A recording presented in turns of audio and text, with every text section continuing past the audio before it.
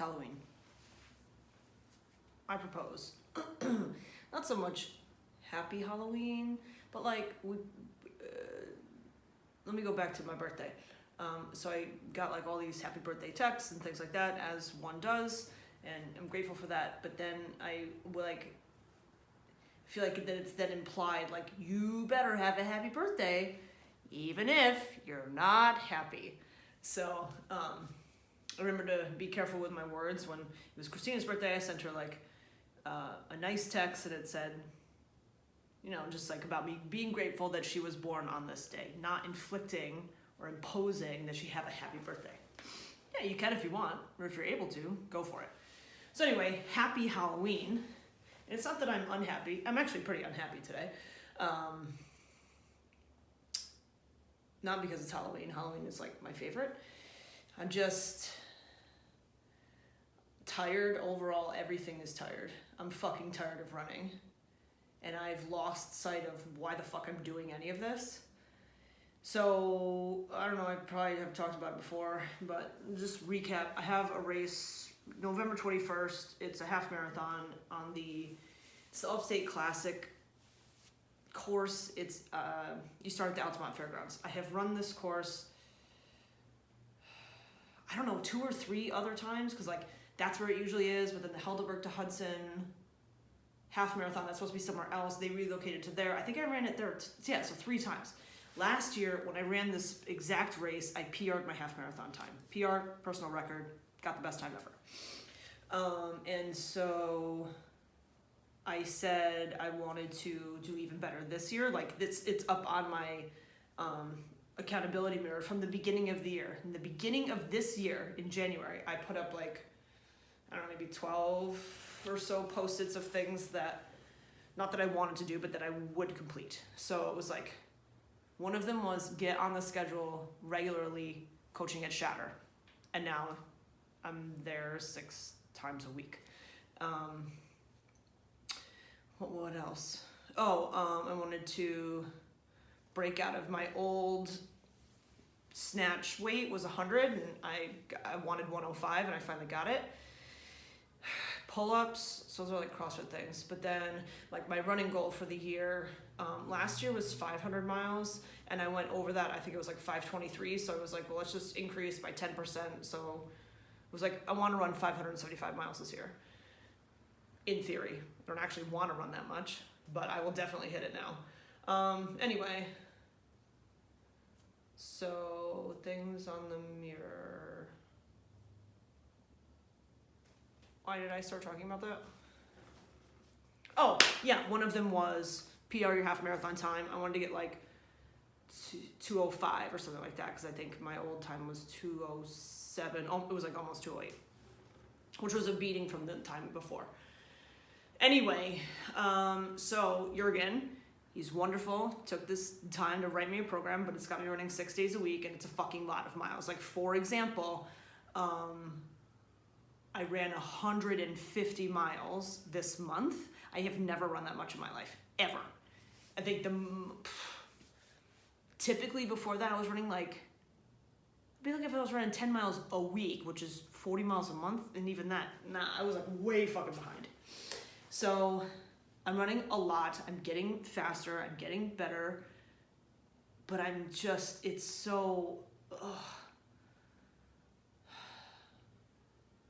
I don't like it, and it's making it so I can't CrossFit, and it's making it so that my hips hurt, and so that I'm just thinking about it all the time. I'm thinking about it all the time. Like, when do I have to eat? How much do I have to sleep? What do I get to eat after that? When am I gonna go? What is the weather? What am I going to wear?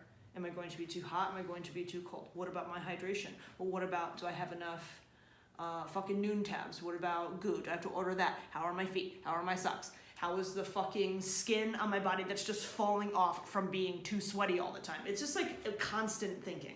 I am an obsessive thinker, so there's that, but also it's just taking up a lot of my brain power and stealing my energy. And I have lost sight of why I'm doing this. Because I want to beat this time. But what the fuck does it matter? Why do I have to constantly do these things?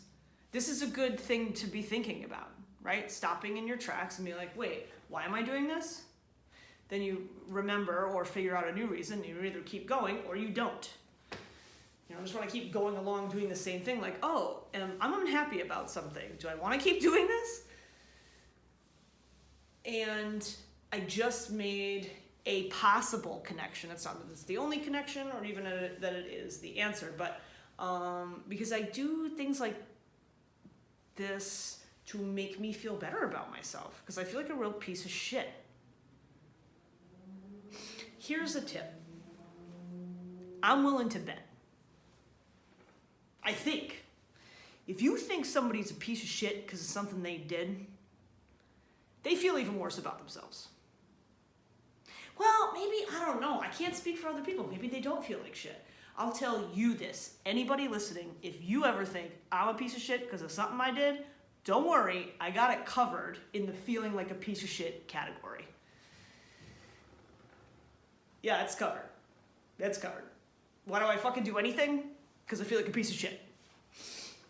And even if I'm like better or doing better or less of a piece of shit than I used to be, well, all of the shit doesn't just go away. So,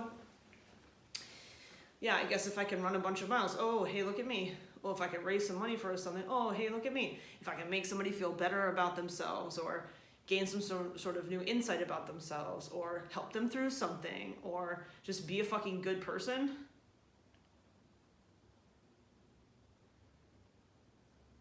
it makes me feel less bad. But good Lord, it's a lot of fucking work. And it becomes automatic until it's not. Until it's like, oh, then I'm being taxed in one way, reaching for a goal, I'm too sleepy or whatever. I'm just, I don't know, I'm just fucking falling apart today.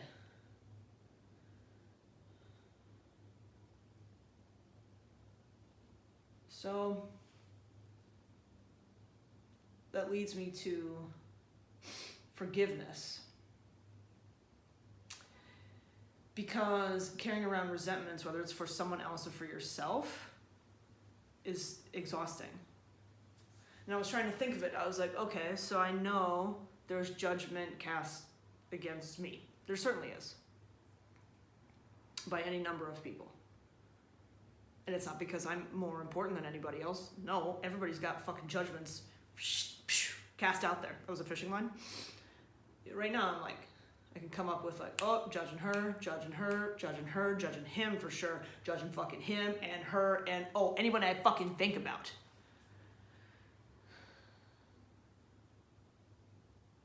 But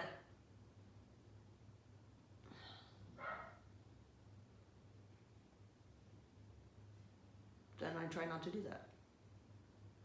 Because it's too much work. I don't want to carry around other people's shit. My shit is heavy enough. So what if I were to let go of my shit too? What if I forgave myself? Well, in some respects, I have forgiven myself for some of my actions. But then being reminded of them is a good chance to reflect back and remember, don't get too confident that you got your shit together, because you might all of a sudden be a piece of shit again. I don't have any sort of uplifting thing to mention. I think I'm done, except for that I want to say it's Halloween, and even though I'm a very public person, like when I'm at work, I love to be in front of groups of people, specific groups of people. I don't, and I like to talk to people one-on-one. I do not want to answer the fucking door ever. I do not want to have a doorbell. I don't want anyone to ever come to my door. Ever. I don't want trick-or-treaters. I don't want salespeople. I don't even want like the UPS guy. I don't want delivery. Like, I fucking loved that COVID brought out contactless delivery. Can we just not have contact? I'm not worried about your germs. I just don't want to fucking talk to you. I don't want to talk to my neighbors. I don't want to talk to fucking anybody. Anybody.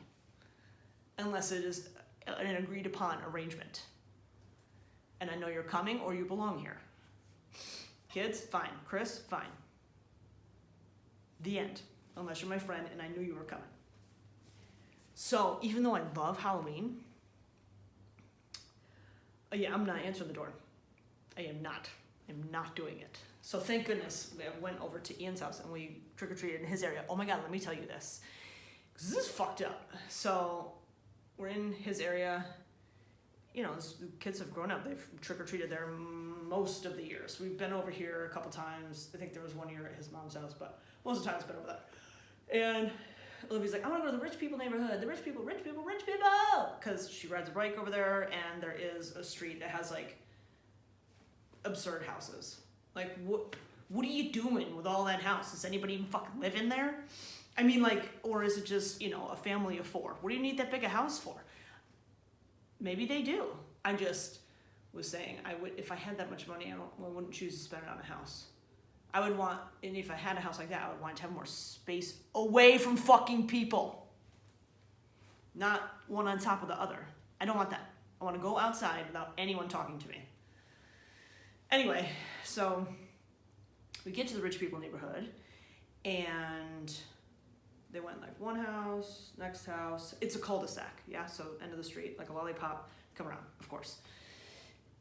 And you get to like the third house, and there's like, you know, groups of kids, and it's dark now.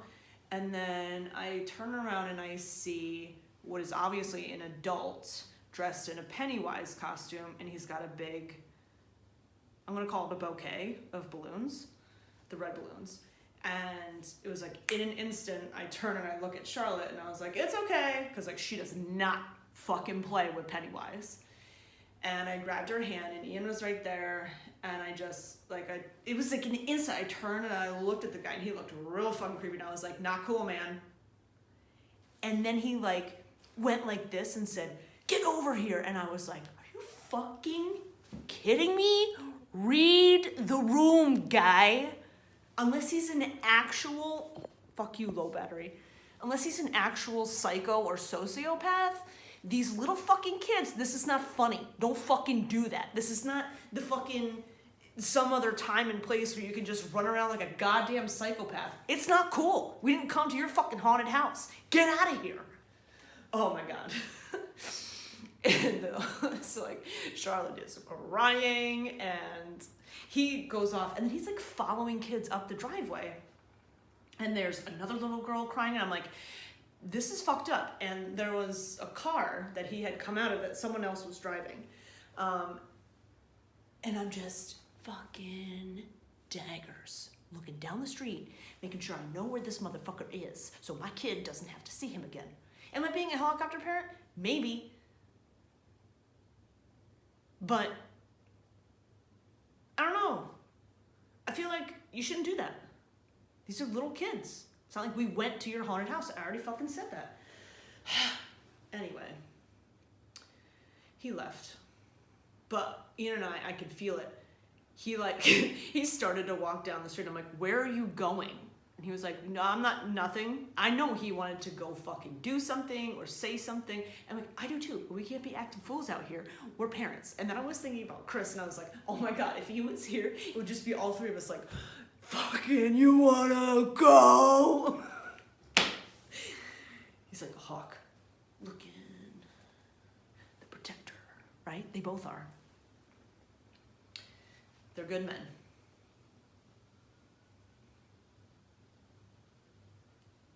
Yep. There's your happy ending. Good night.